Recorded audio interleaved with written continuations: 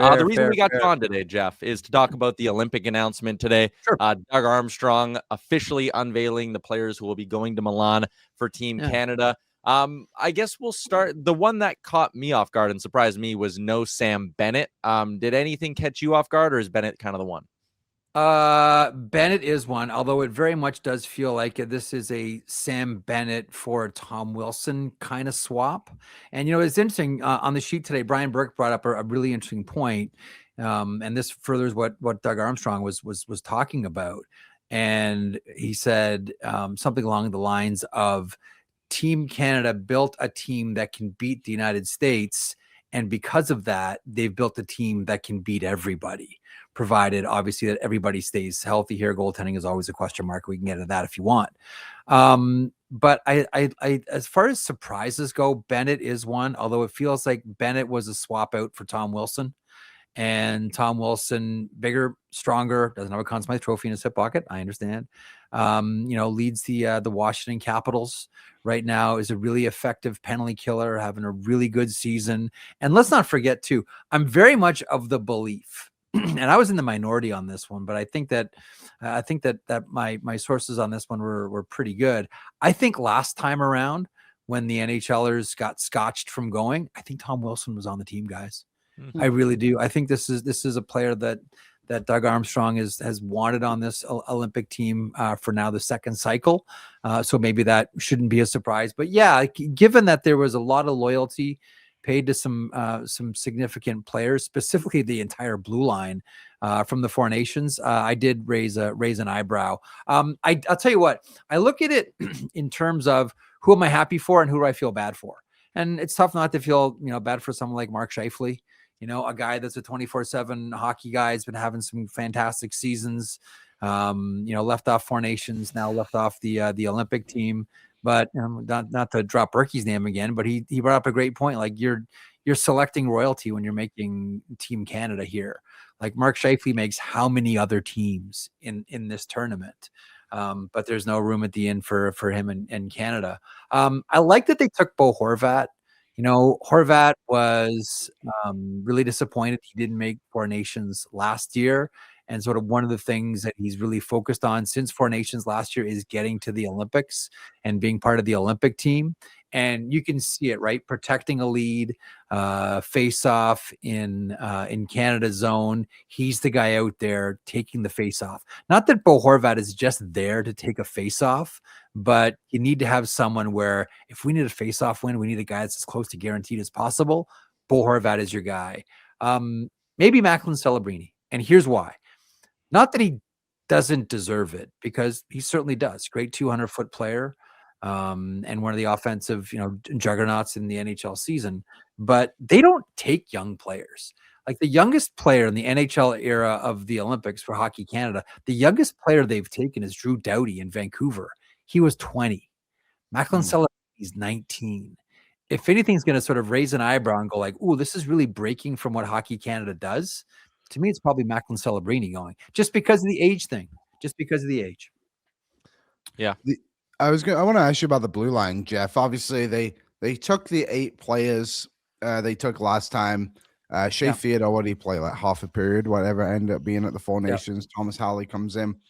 What do you make of that decision for them to bring the exact 8? Not that they were necessarily bad at the Four Nations by any means, but it feels like a lot of them just got in based off merit that they were on that team and maybe not the play that they've had this season. Hockey Canada's got itself into trouble when they're too loyal. You saw this in 2006 when they were overly loyal to the 2002 team, and it cost them dearly, and it kept Sidney Crosby off the roster. Honestly, Liam, I look at this and I say, Doug Armstrong, Don Sweeney, Jim Nill, Kyle Dubas, Ryan Getzlaf, Julien Brisebois all sort of looked at this back end and said, if it ain't broke, don't fix it. This is the one that, took us through the Four Nations. The proof is in the pudding. As much as, there was noise around Evan Bouchard, noise around Jacob Chikrin, some noise around Matthew Schaefer as well. I think they said, like, look, it's not broken. Let's not try to fix something just to say, oh, we've got some new blood in there. That's what it felt like to me. But even with like Harley, for an example, like even last year when they needed the injury replacement at the Four Nations, like was he even their first call, or was he just the only guy who was like, yeah, I'm not like in Cabo, I'll come swing by and give you some minutes. And then he became like one of their most distinguished defenders, right? Like that Yeah. was like the debutante's ball, the coming out party for Thomas Harley.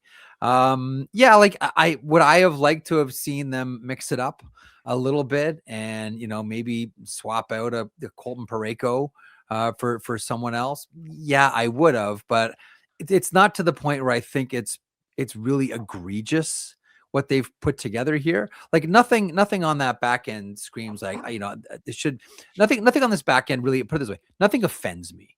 Like I don't look at this and go like, oh, come on. Like, how do you like even the Matthew Scheifele thing? Like he hasn't even played a full season in the NHL. And his dad, gave us the quote of the year. And I'm going to paraphrase him here. He said like, does he have to do all these things? Can't he just be an 18-year-old for a couple of weeks? I don't know about you guys, but I've never heard a hockey dad talk like that. Does my kid have to go to the Olympics? Can he just be an 18-year-old? Can he just like, wow, what a breath of fresh air that was coming from Matthew Schaefer's dad. But yeah, nothing really offends me on that. Well, that and that's another one. And you know what? Like, look, like Cale Makar's getting the full 2 minutes of every power play. Yeah. So we can grouse about Evan Bouchard all we want. We can grouse about Jacob Chikrin all we want. He's not giving up power play time. No way. Nor should he. And I think, again, we're splitting hairs here. And I joked on DFL Live today. I'm like, listen, that's why we're all here. That's why there's however many hundred people watching the show. Yeah. We love the debate. We love to decide, was this guy this much better than this guy? But like at the end of the day, Canada is or isn't going to win gold, probably on the back of their goaltending and if the big dogs come through in big moments. Like that's all it ever is. Look at 2010. Sidney Crosby scores. If Sid doesn't score, we are sitting here debating a bunch of third and fourth line stuff, but like Sid scores, non-conversation. Four Nations, Connor scores. It's the greatest accomplishment for Canada in a decade plus, right? Like it's going to come down to the big dogs. You know what's interesting about the about Team Canada this time around, and it sort of evolved this way, even going back to Sochi. Like Sochi, that was coming off like the disappointment of 2006 in Italy, and just like everything went horrendously. They were overly loyal to the 2002 team, etc.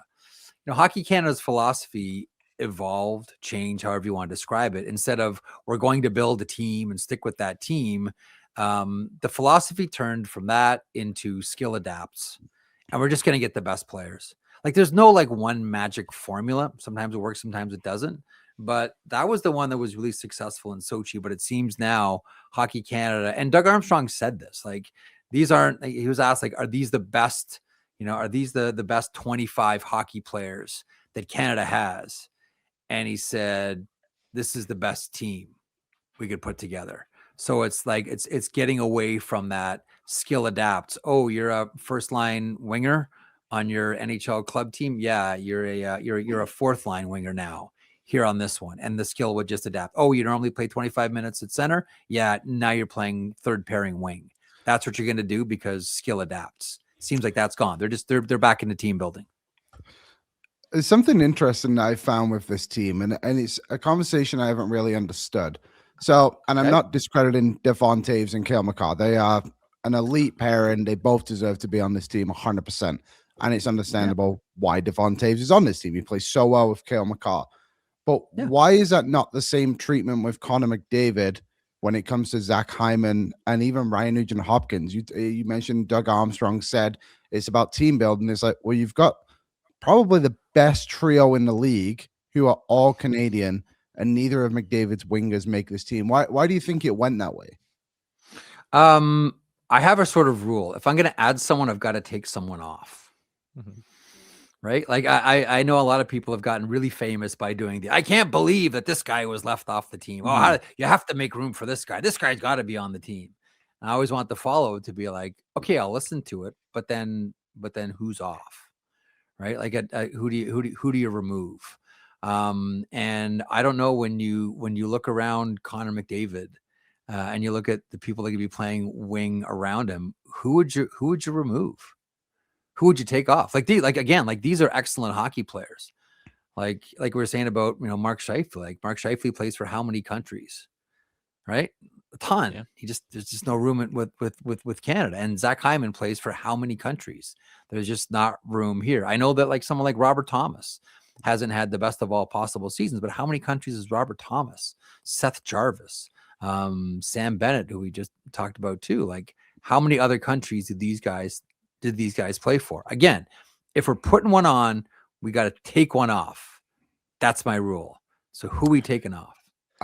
I think it's Stone, who's sat right next to Connor McDavid on this chart in front of us right now. And I understand who Mark Stone is and all that, but like, he did struggle with a bit of the pace at the Four Nations, I thought too, but he has had a good season to his credit as well. But even like, Anthony Cirelli, for example, like, he's not had the greatest of seasons, I wouldn't say. And you have two centermen there who are on the outside looking in. Like, I feel like that's who could have gone off instead of, I'm picking Hyman, by the way. That's who I would take if I was new.